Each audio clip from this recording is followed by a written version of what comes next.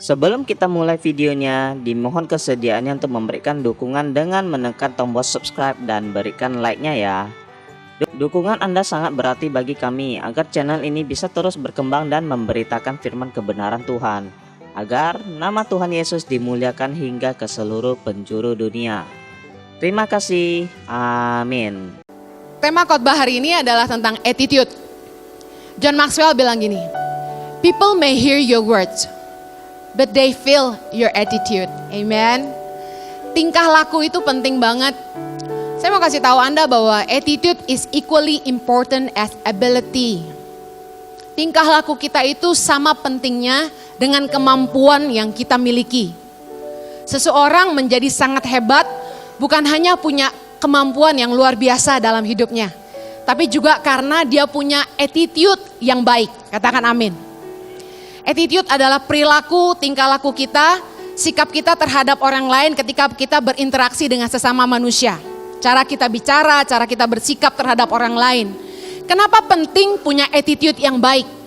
Karena kita itu makhluk sosial yang kita nggak bisa hidup sendiri, kita butuh orang lain.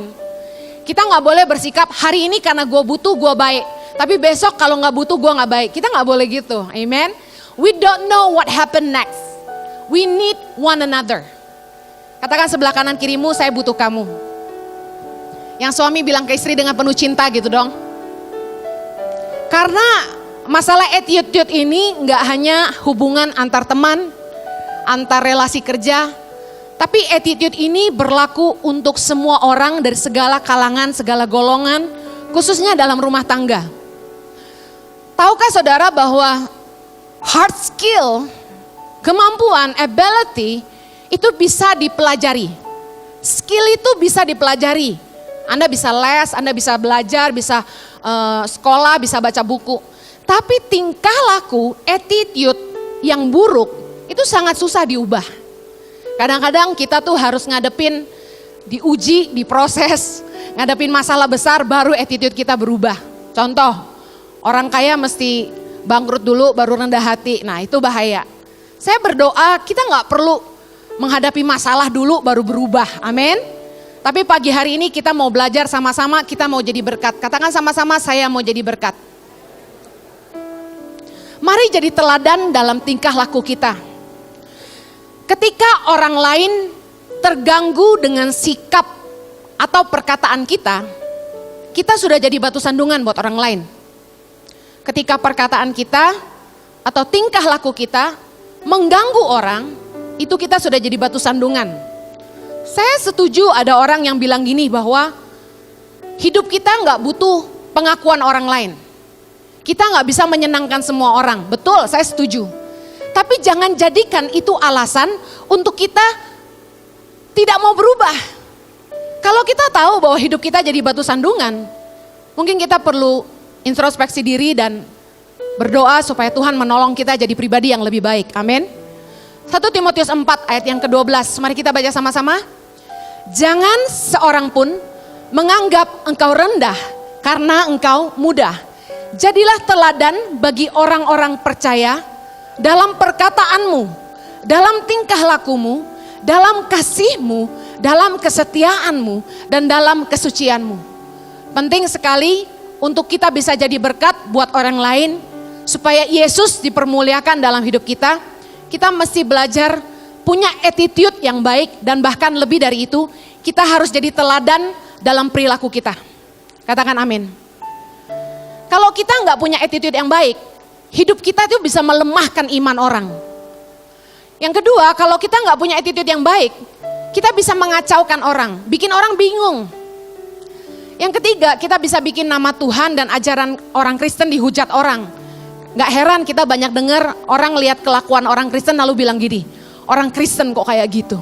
Padahal kesalahan satu orang tapi digeneralisasi semua orang Kristen kayak gitu. 3 prinsip hidup saya dari dulu. Yang pertama, saya pegang prinsip saya gak boleh jadi beban buat siapapun. Hidup saya gak boleh jadi benalu, saya gak mau jadi beban. Yang kedua, saya gak boleh aji mumpung. Yang ketiga, saya gak boleh berhutang. Nah, pertanyaan saya, apakah Anda punya prinsip dalam perilaku? Kalau Anda nggak punya prinsip dalam perilaku, nggak heran Anda nggak peduli tentang perilaku Anda sendiri.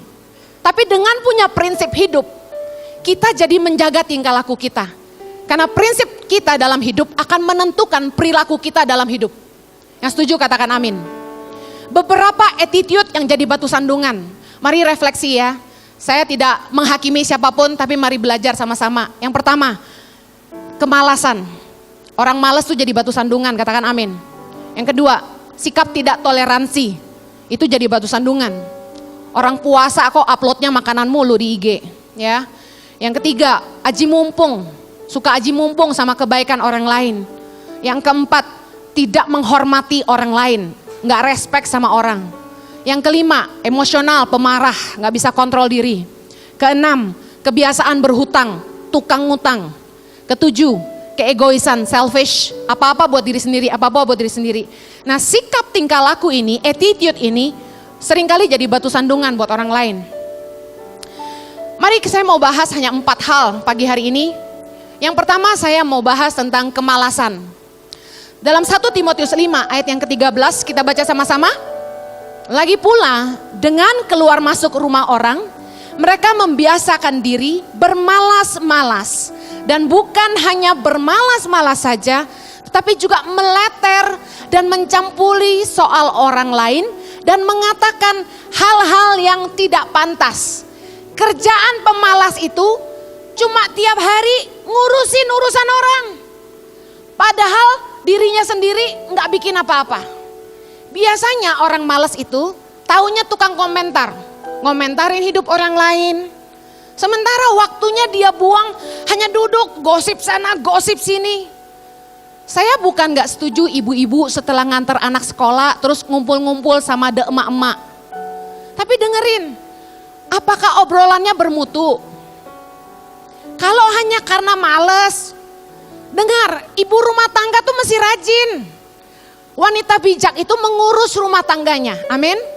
Kalau Anda tanya, Bu Heni, ibu sibuk ngurus yayasan, masih ngurus rumah tangga enggak? Jangan salah loh.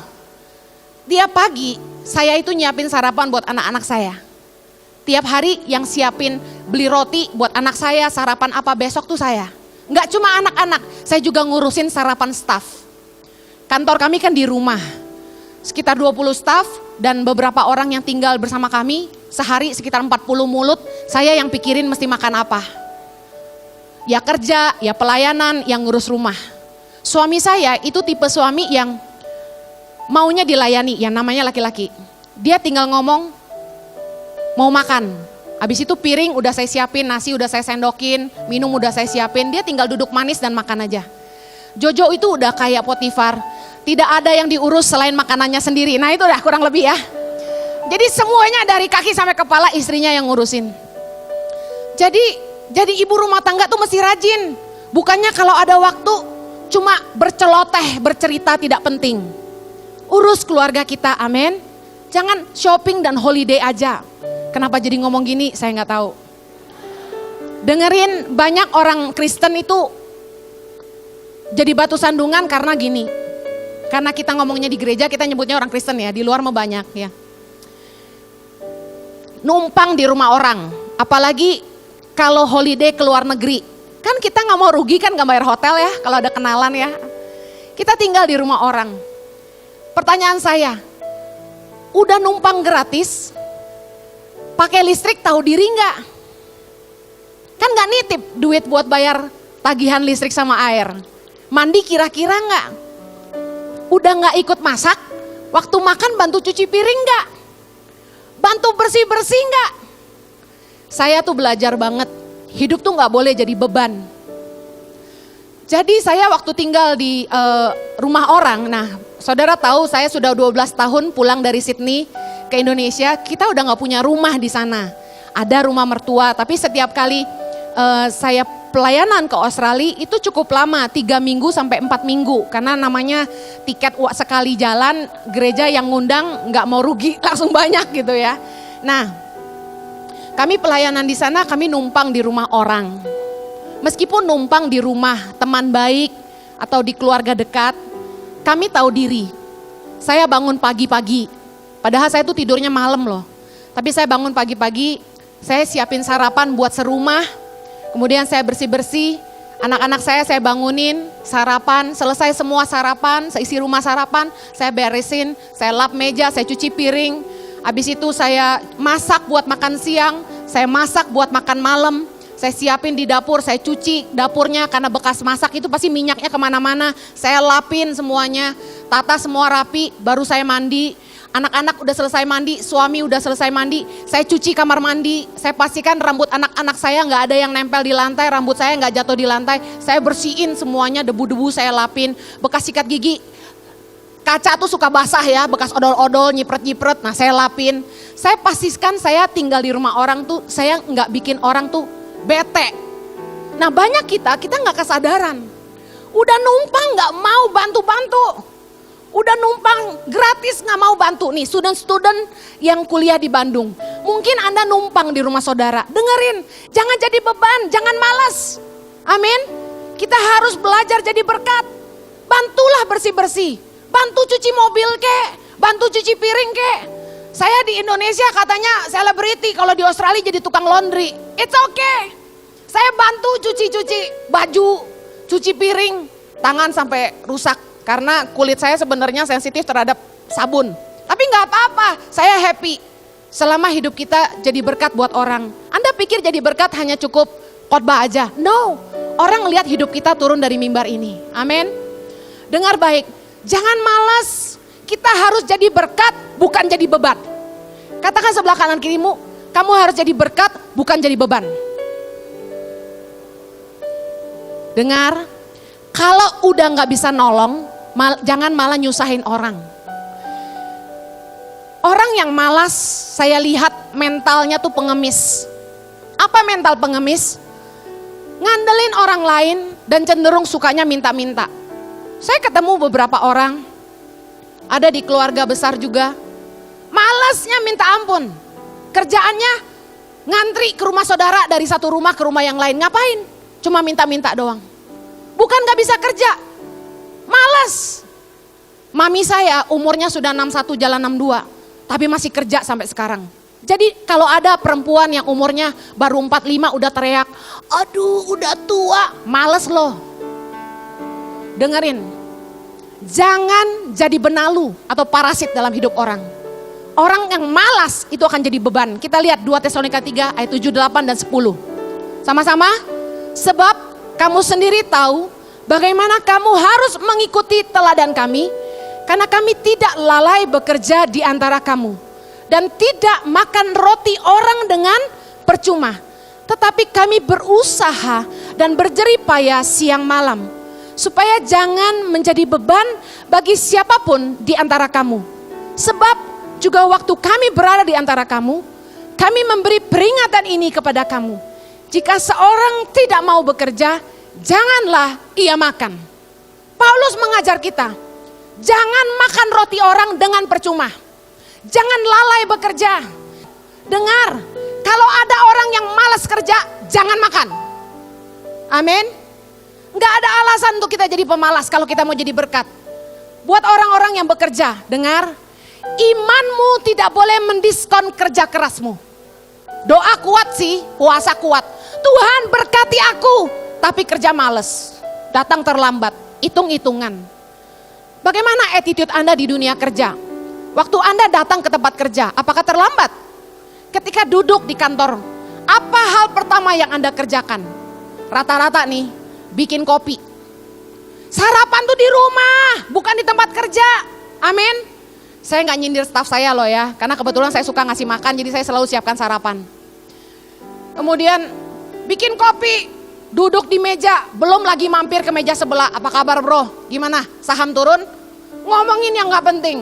Balik ke meja, bukannya langsung kerja. Buka Facebook, ngecek Instagram, ngecek email pribadi. Baru berapa lama kemudian ngecek kerjaan.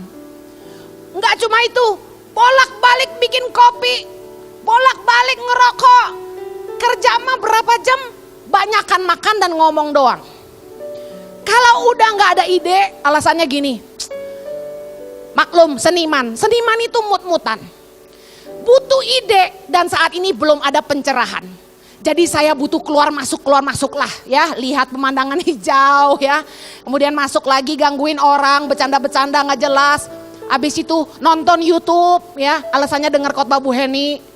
Udah gitu lihat lapak.com, kemudian buka Tokopedia, buka belibeli.com, cari tiket murah ke Bali. Dengerin. Kalau Anda kerja modelnya kayak begini, saya bisa ramal Anda. Lu gak bakal naik pangkat dan gak lama lagi lu keluar dari situ. Orang yang attitude-nya malas gak bakal dibutuhin. Kita gak butuh orang hebat, kita butuh orang yang karakternya luar biasa. Orang yang sedang-sedang masih bisa diajarin. Skill itu bisa dipelajari. Tapi attitude yang buruk itu sulit diubah. Orang yang kayak begini gak layak dihargai di tempat kerja, keluar aja. Dengar baik, saya dari masih sangat muda, saya pegang prinsip ini. Bahwa kalau saya kerja, saya mesti kerja sungguh-sungguh. Karena kenapa? Bagi saya pekerjaan saya itu pelayanan saya. Kita gak boleh cuma hanya punya pemikiran pelayanan itu di gereja, itu yang mempermuliakan Allah. Salah. Dengerin, yang ngelihat kalian nyanyi di panggung hari ini cuma orang Kristen. Tapi yang ngelihat Anda kerja di luar sana mungkin banyak orang yang bukan anak Tuhan. Dan disitulah mimbarmu yang sesungguhnya. Anda gak bisa rajin berdoa tapi nyolong. Rajin berdoa tapi malas, gak bisa. Imanmu tidak boleh diskon kerja kerasmu. Justru orang yang beriman itu dia percaya bahwa upah itu datang dari Tuhan. Orang yang punya iman itu kerjanya sungguh-sungguh. Soalnya dia tahu dia kerja tuh buat Tuhan bukan buat manusia. Amin. Jangan taruh imanmu pada slip gajimu. Bu Heni gimana mau rajin? Males lah, gaji cuma segitu-gitu, gak pernah dapat lembur. Listen, kalau engkau punya iman, engkau akan bekerja dengan rajin. Kenapa? Engkau tahu Tuhan sudah menentukan bagianmu yang akan jadi upahmu.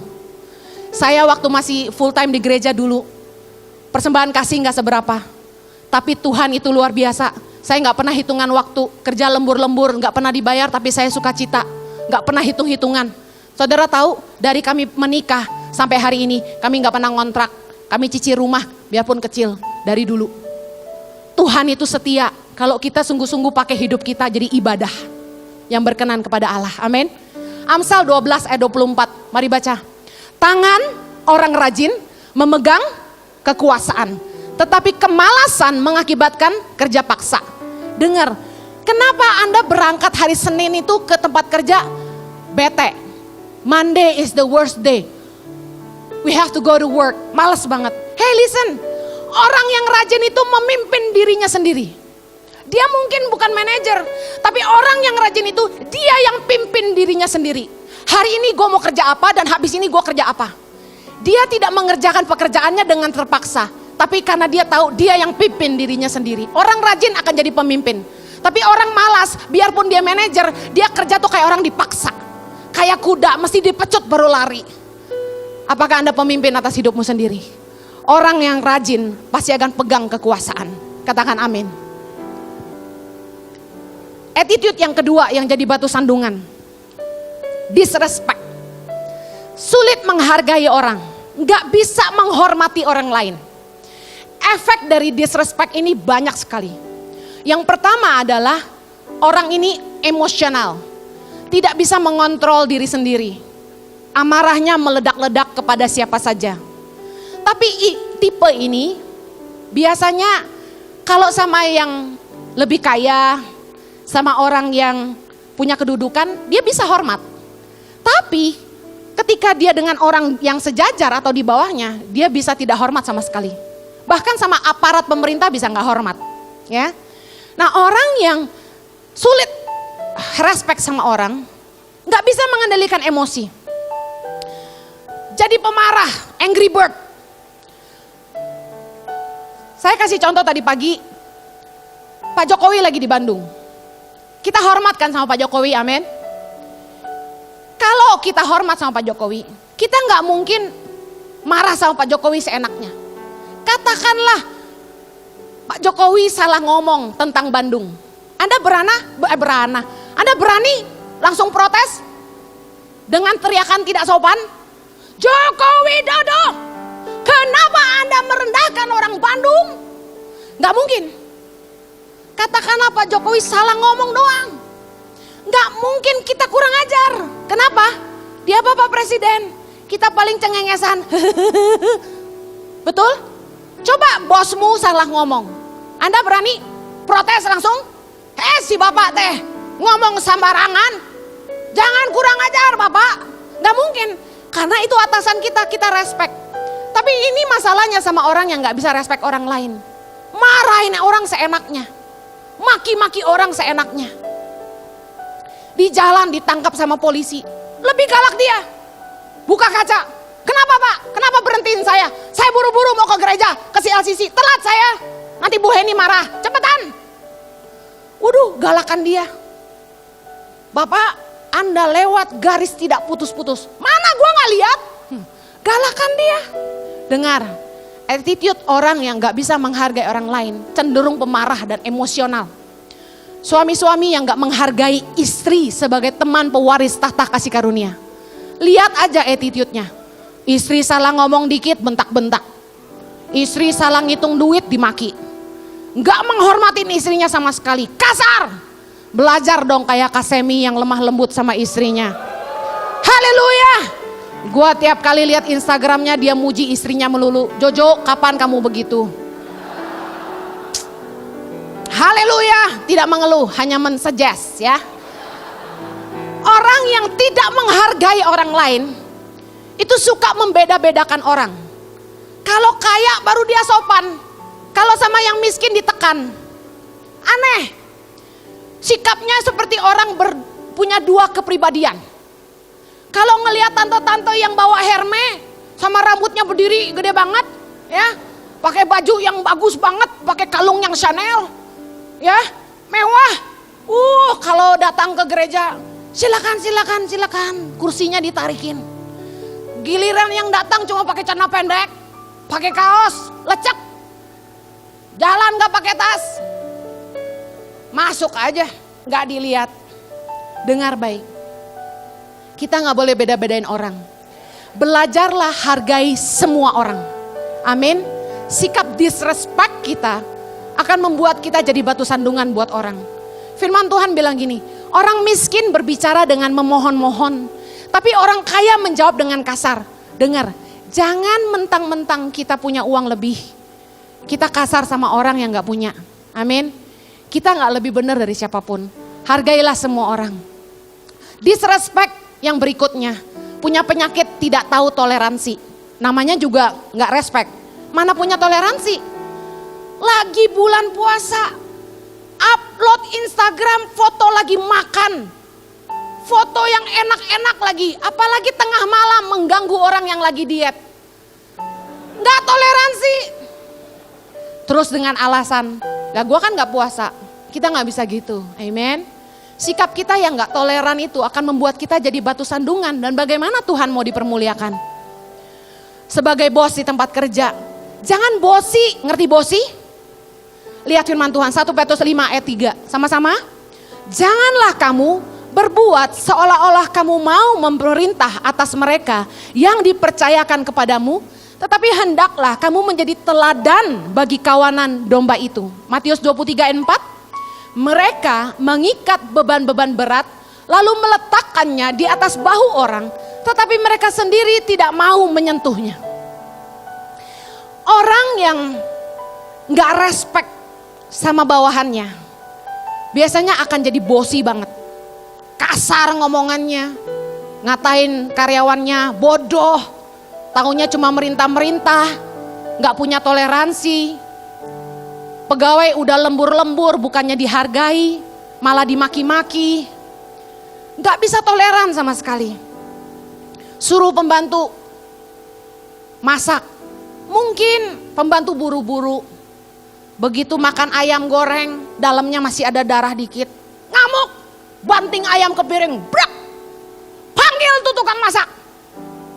Istri tergopoh-gopoh naik ke atas. Mbak dipanggil tuan. Turun ke bawah.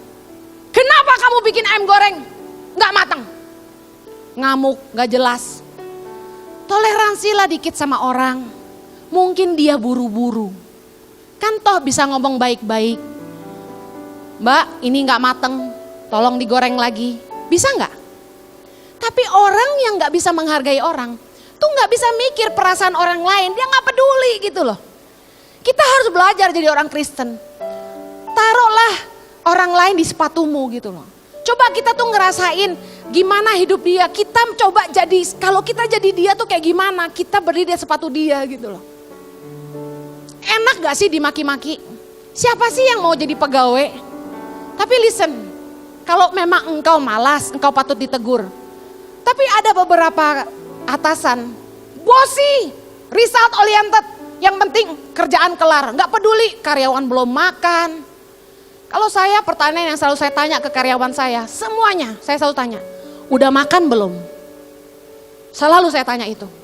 Begitu dia bilang, belum Bu, makan dulu, udah tinggalin kerjaan, makan dulu.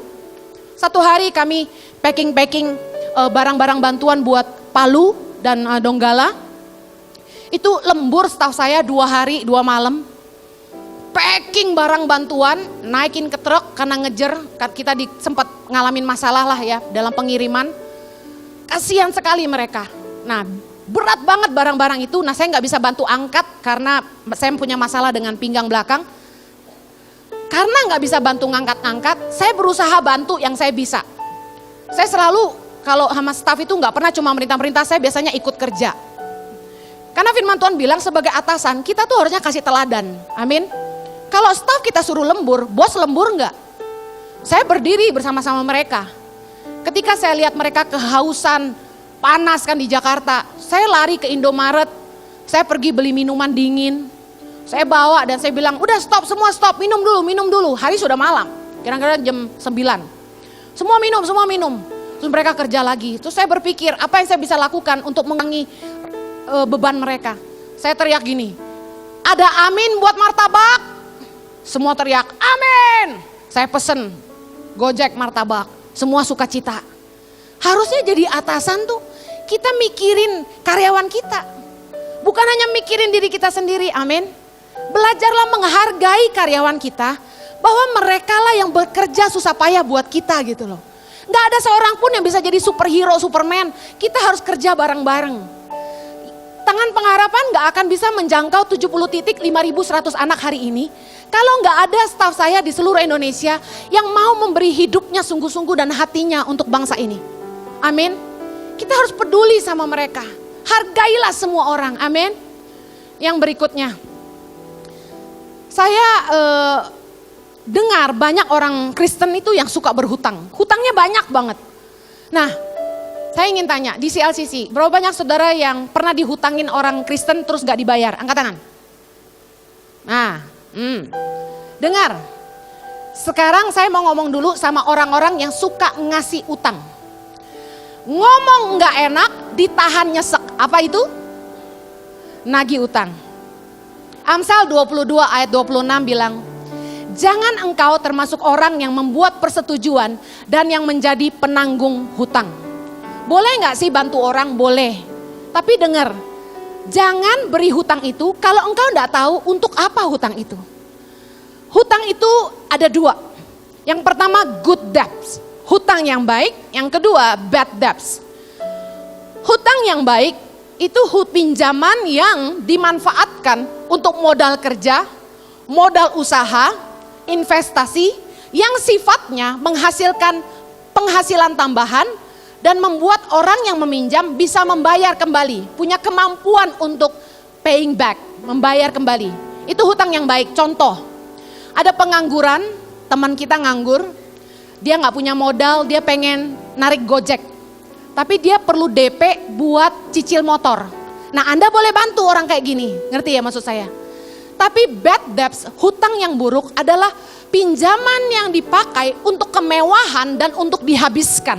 Contoh, pinjam duit buat liburan ke Jepang, udah jelas salah. Gak punya duit kok liburan.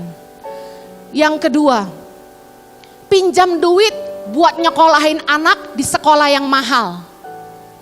Kenapa orang itu suka berhutang? Yang pertama, keinginan lebih besar dari kemampuan. Maunya banyak tapi kemampuan gak ada.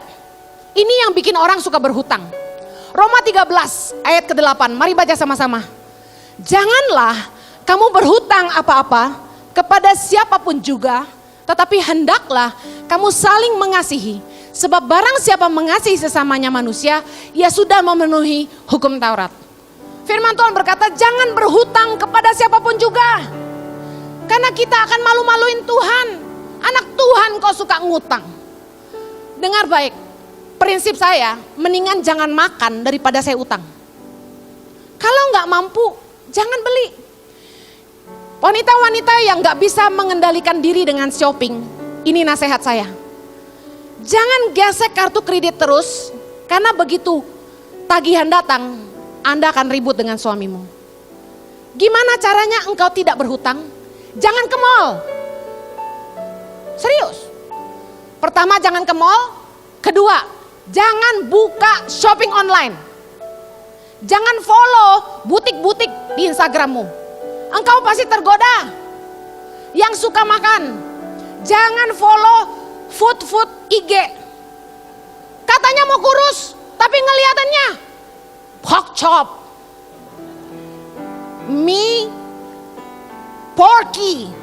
Aduh, kayak gitu-gitu. Anda akan makin nafsu untuk belanja, nafsu untuk makan. Gampang banget kalau Anda mau terlepas dari kebiasaan berhutang.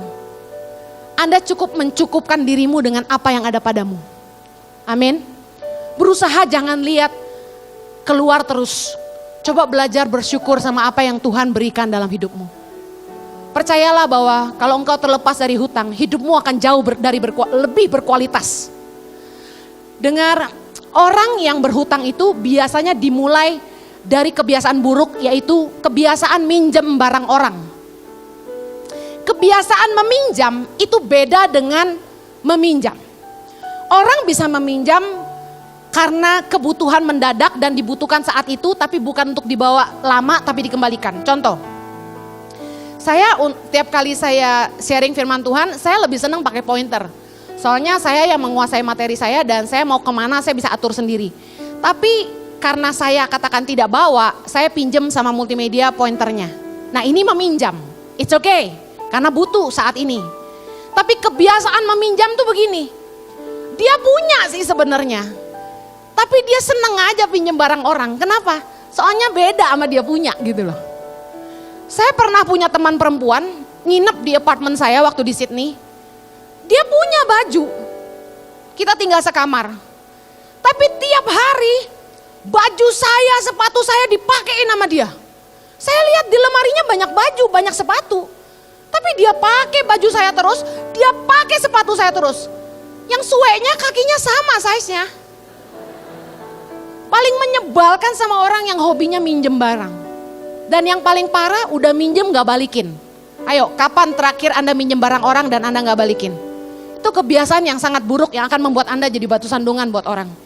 Ada 7 jenis tukang utang menurut duitpintar.com. Ini lucu, mari kita baca. Yang pertama, si inisiatif. Pengutang si inisiatif ini teladan. Tukang ngutang teladan. Nggak usah ditagih, dia bisa inisiatif, gue bayar Senin. Wah, top. Tapi tetap, jangan suka ngutang. Yang kedua, pengutang si pelupa. Namanya juga lupa, pasti harus selalu diingetin. Hati-hati tapi, kalau tipe begini, Anda lupa, dia bebas dari hutang. Yang ketiga, si pengalih pembicaraan. Dia paling pintar ngalihin ngomongan begitu kita udah mau nagih hutang. Pintar, dia bisa cerita macam-macam, kita akhirnya terjebak dan melupakan tadinya tujuan kita awal datang buat nagih hutang. Yang keempat, si pura-pura lupa. Ya, si pura-pura lupa. Kalau tadi pelupa, nah ini pura-pura lupa. Pengutang yang seperti ini suka lupa, hilang ingatan. Dia bisa nggak sadar, begitu dia ada duit, dia ada duit. Tapi dia pura-pura lupa kalau dia punya utang. Begitu ketemu sama kita, dia bilang gini, aduh kemarin tuh sebenarnya gue udah ada duitnya, tapi lu nggak nongol sih jadi gue lupa, katanya gitu. Yang kelima, pengutang si sok sibuk. Tiap kali ditelepon buat nagih utang, dia selalu alasan, sorry gue lagi banyak kerjaan, sorry gue lagi meeting. Seolah-olah hutangnya nggak penting. Yang berikutnya, pengutang yang pura-pura miskin, ini paling nyebelin buat saya.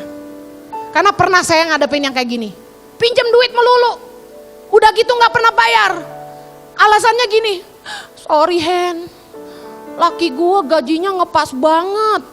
Buat bayar pembantu aja kurang. Buat bayar uang sekolah anak aja susah Hen. Pura-pura kere. Tapi saya lihat di Instagram, dia ngafe melulu. Makan restoran mewah, shopping melulu.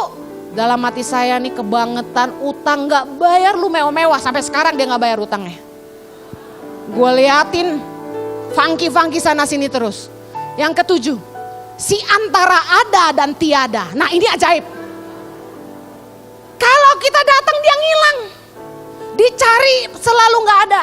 Di telepon gak pernah ngangkat. Di WhatsApp gak pernah balas. Wah tipe kayak gini sih ajaib. Kita ada dia gak ada. Tapi dia selalu eksis di Instagram. Hebat. Saudara, kebiasaan ngutang itu gak baik. Kenapa? Anda enak aja ngutang. Tapi tahu gak, Anda merugikan orang yang Anda hutangi. Dan Anda akan menyengsarakan keluargamu. Ada tipe orang yang suka ngutang, yang pusing tuh pasangannya. Saya pernah punya staff dulu, istrinya tukang ngutang, gawat. Semua orang dihutangin, sebut aja. Warung, tukang sayur, adik, ipar, orang tua, temen, semua dihutangin. Suaminya yang babak belur bayarin. Pada akhirnya saya sampai panggil tuh istrinya ke kantor. Saya bilang gini, sekali lagi kamu berhutang, saya keluarkan suamimu dari kantor ini. Bikin perjanjian, tanda tangan, bahwa saya tidak akan berhutang lagi. Kenapa enggak? Saya peduli sama karyawan saya nggak mau dia pusing, stres mikirin utang, akhirnya nggak bisa kerja. Jadi beban juga buat kita. Saya bilang kalau kamu nggak berubah, kamu keluar aja deh dari sini. Saya pusing, ditolong nggak mau. Jangan biarkan hidupmu terjebak dekat orang-orang seperti ini. Dia ngutang Anda bayarin, dia ngutang Anda bayarin, dia ngutang Anda bayarin. Saya kasih tahu, orang kayak gini nggak akan pernah belajar. Sampai tua akan jadi tukang ngutang. Dan biasanya jago bohong dan selalu nyusahin keluarganya. Kasihan orang-orang yang menikah sama orang yang suka ngutang. Tapi kalau engkau punya pasangan yang demikian, saya berdoa Tuhan memberimu jalan keluar. Katakan amin. Suami itu perlu didoakan kalau dia memang tukang ngutang. Saya pada prinsipnya selalu ngajarin ini ke ibu-ibu. Punya suami yang kasar, punya suami yang gak menghargai, punya suami yang tukang ngutang, suami yang gak pintar cari uang tapi selalu selingkuhan, dengar baik. Doain, pilihan suamimu cuma dua. Dia berubah atau dipanggil Tuhan, selesai. Yang keempat, sadis ya. Lah iya kita juga gitu, Anda gak mau berubah pilihannya cuma satu, nunggu aja dipanggil Tuhan, kan gak boleh cerai. Yang terakhir, attitude yang buruk. Yang terakhir yang saya mau ngomong adalah aji mumpung. Nama depannya Aji, nama family name-nya Mumpung. Opportunist. Orang yang opportunist itu mengorbankan orang lain untuk kepentingan sendiri. Fokusnya hanya keuntungan diri sendiri, yang penting saya kenyang, yang penting saya selamat, bodoh amat sama orang. Dibagi kue 15 potong, dihitung staf yang ada berapa orang. Oh ada 14, berarti ada lebih satu, wah cepet-cepet dia ambil 2. Selebihnya lu orang satu-satu. Orang tipe aji mumpung biasanya fokus hanya diri sendiri. Rakus serakah itu sifatnya, gak mikirin orang lain. Ngambil banyak-banyak, diajak makan bersama. Apalagi yang makan meja, yang sayur di tengah. Gua doyan nih, cumi goreng tepung. Wah langsung disor-sor-sor di piringnya. Kayak orang rakus aja. Dengar Bapak Ibu, kalau anakmu bersikap seperti itu, ini gejala gak baik. Ajarin, saya juga ajarin anak saya. Waktu sayur banyak, kita tahu anak kita paling suka cumi goreng tepung. Dan dia cenderung angkat tuh piring, taruh di piring dia semua. Bener kan? Paling enggak dia sisain sedikit. Kasih tahu gini, bagi-bagi sama orang lain. Jangan takut habis. Kalau habis, mama pesan lagi. Didik anakmu kayak gini. Kalau enggak, anak kita akan tumbuh jadi orang yang selalu fokusnya hanya diri sendiri. Aji mumpung. Kemudian, memanfaatkan kalau dipinjemin mobil sama orang. Ini yang punya dealer mobil, gak tahu suka dipinjemin mobil gak sama orang. Udah minjem mobil orang, balikin gak dicuci, bensin gak diisi, ditabrakin lagi. Dengar, tipe aji mumpung kayak gini, orang bakal kapok pinjemin kita, betul? Saya pernah waktu di Bandung dipinjamkan mobil Juni 2006, kami dipinjamkan mobil Avanza tahun 2004. Saya sama Jojo komitmen, kita akan rawat baik-baik mobil pinjaman orang. Karena kita udah berterima kasih sekali, kita gak punya mobil dipinjemin. Saudara tahu, saya sama Jojo tiap kali servis itu mobil, selalu di dealer Toyota. Harganya kan lebih mahal.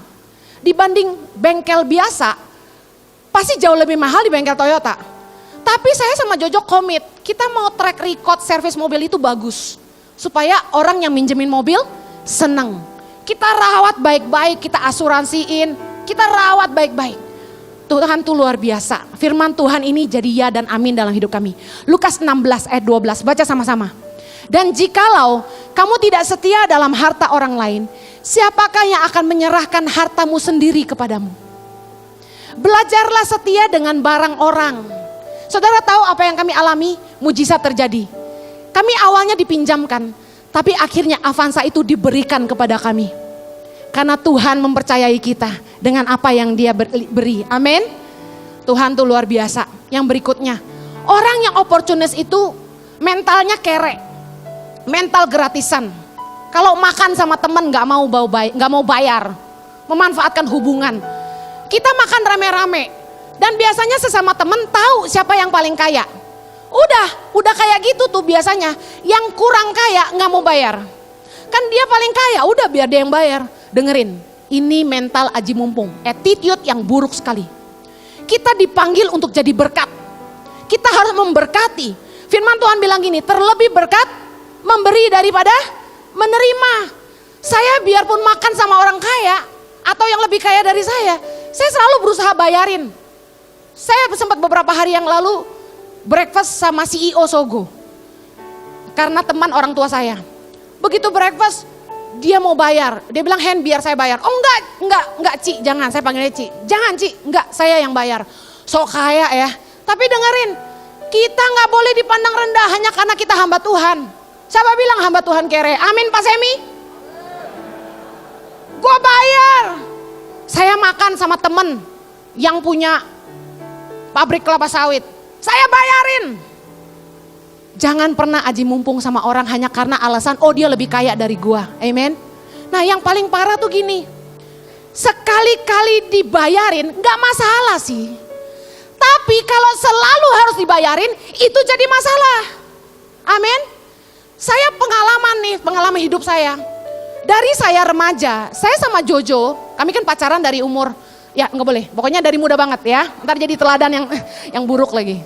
Kami pacaran tuh lama banget. Nah dari kami sangat muda, kami tuh hobi bayarin orang makan. Di Australia tiap kali makan, kami selalu traktir teman-teman. Bukannya kami punya lebih, tapi kami pikir cuma seminggu sekali abis gereja, masa gak mau dibayarin. Saya bayarin teman-teman.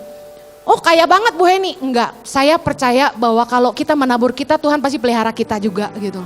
Saya bayarin teman-teman.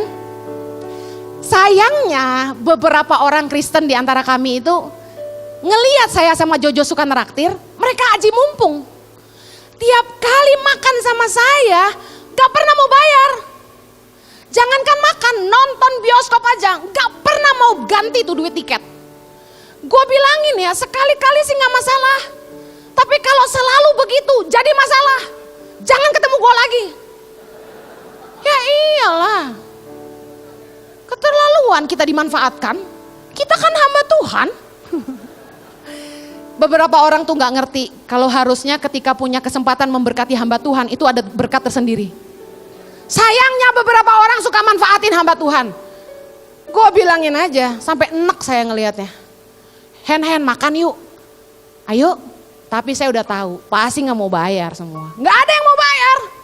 Lama-lama saya jauhi. Sekarang buat apa kita dimanfaatkan? Kita dalam berteman harus mengerti bahwa kita harus jadi berkat. Jangan selalu maunya diberkati, amin. Hukum mutualisme itu berlaku. Kalau Anda tidak jadi berkat buat orang lain, Anda hanya menerima berkat, dengerin. Anda cuma jadi benalu buat dia. hubunganmu tidak akan jadi berkat buat orang itu. Yang terakhir saya tutup. Amsal 23 ayat 1 sampai 4. Saya pernah bahas ini di khotbah yang lain, tapi penting sekali kita ulang karena banyak orang suka lupa ingatan, ya. Amsal 23 ayat 1 sampai 4. Baca sama-sama. Bila engkau duduk makan dengan seorang pembesar, perhatikanlah baik-baik apa yang ada di depanmu. Taruhlah sebuah pisau pada lehermu bila besar nafsumu. Jangan ingin akan makanannya yang lezat, itu adalah hidangan yang menipu. Jangan bersusah payah untuk menjadi kaya, tinggalkan niatmu ini. Secara cepat 7 hal saya mau bagikan. Yang pertama, kalau Anda diundang orang makan, tolong tahu diri. Diundang tuh biasanya datang sendiri atau sama pasangan. Jangan diundang 1, datang 10. Belum lagi anak Anda 3, susternya 3 juga. Yang benar aja. Yang berikutnya, yang ngundang harus pesan duluan. Karena pada prinsipnya yang pesan duluan itu yang bayar. Kalau Anda diundang orang makan, Anda ngomong gini, saya ikut aja. Karena sopan santunnya mereka akan tawarin mau makan apa. Tapi saran saya, attitude yang benar adalah Anda berkata begini, saya ikut aja. Tapi kalau ditanya ada alergi apa, yang ngomong aja, kalau enggak Anda mati nanti. Ya jadi ngomong, tapi dengar, yang pesen yang bayar, tahu dirilah, amin. Berikutnya, jangan pesan menu yang lebih mahal dari yang ngundang. Kalau yang ngundang pesan soto ayam, Anda nggak boleh pesan sop buntut. Semua orang juga tahu sop buntut lebih mahal. Kalau yang ngundang pesennya pasta, Anda nggak boleh pesan steak. Jelas itu nggak etika. Nah, kalau yang ngundang pesennya mie goreng, that's it. Nasibmu cuma segitu. Nasi goreng, bihun goreng, kue tiaw goreng, nasi goreng, gado-gado. Udah itu aja yang Anda boleh pilih. Karena Anda paling banter, standar etikanya adalah gini. Anda pesan sama harganya dengan yang ngundang, itu udah paling top. Yang ngundang pun attitude-mu harusnya begini. Pesanlah yang paling mahal supaya orang yang diundang pilihannya lebih banyak. Amin. Haleluya. Saya nggak ngomong gini karena mau diajak makan loh ya. Yang keempat, jangan aji mumpung. Mentang-mentang makan di restoran teman, di restoran ipar, di restoran mertua, saudara. Panggil, tolong panggil manajernya, panggil bosnya, panggil. Mau ngapain? Minta diskon. Ya ampun, jangan aji mumpung, jangan memanfaatkan hubungan. Anda cuma boleh makan gratis kalau itu saat pembukaan, itu pun kalau Anda diundang. Tapi kalau makan di restoran teman, tolong bayar dong. Makan aja minta diskon, gimana sih? Malu-maluin Tuhan. Yang kelima, etika pesan minuman. Kalau yang ngundang gak pesenin Anda minuman yang ajaib-ajaib, ya tahu dirilah. Pesen yang paling murah yaitu teh panas tawar. Di restoran Padang rata-rata gratis. Tapi katakanlah Anda gak bisa minum teh, Anda haus dan pengen air putih. Lihat juga botolnya apa. Kalau botolnya disentil bunyi kling-kling, itu mahal bos. Perrier, Equil itu lebih mahal. Mendingan lu minum Coca-Cola aja. Coba kita jujur, giliran makan bayar pakai duit sendiri. Anda bawa air botol dari rumah kan? Kayak saya. Kenapa giliran diundang orang aji mumpung banget? Pesannya 2, air putih dan jus. Heran. Yang keenam, kalau diundang orang makan, hargailah orang. Orang tuh ngasih Anda waktu buat makan bareng, itu bukan dia kurang kerjaan. Dia kasih 2 loh, waktu dan uang. Jangan malah dagang, bangun hubungan. Jangan begitu di meja makan, Pak mau beli asuransi sama saya? Mau beli mobil sama saya? Bapak kalau mau jual rumah kontak saya, ini kartu nama saya. Hei, di meja makan itu waktunya bangun hubungan. Pedulilah sama orang yang ngundang, jangan ngomongin diri sendiri terus. Amen. Terakhir, kalau ditraktir orang makan, no take away please. Udah ditraktir nggak tahu diri. Pak, bu, maaf bu, anak saya di rumah 3 belum makan juga. Tolong tahu diri. Attitude ini adalah masalah sehari-hari. Saya tutup. Orang-orang yang selama ini dimanfaatkan orang lain karena kebaikanmu. Ini pesan saya. Galatia 6 ayat 9 bilang, janganlah engkau jemu-jemu berbuat baik. Karena apabila engkau tidak menjadi lemah, engkau akan menuai. Kenapa ayat ini ada? Karena banyak kali orang baik itu capek nolong orang. Karena kebaikannya dimanfaatkan. Ini pesan saya, jangan jadi lemah. Percayalah engkau akan menuai. Teruslah berbuat baik kepada semua orang yang mau katakan amin.